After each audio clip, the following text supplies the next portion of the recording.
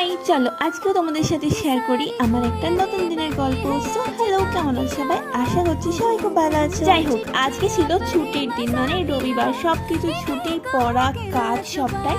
তাই সকাল সকাল উঠিনি, বেশ খানিকটা দেরি করে উঠেছি, আর তারপরে স্নান করতে চলে গেছিলাম, আর তারপর করে নিয়েছিলাম ওই ডেইলি স্কিন কেয়ার রুটিনটা। এটা কিন্তু একদমই স্কিপ করা যাবে না।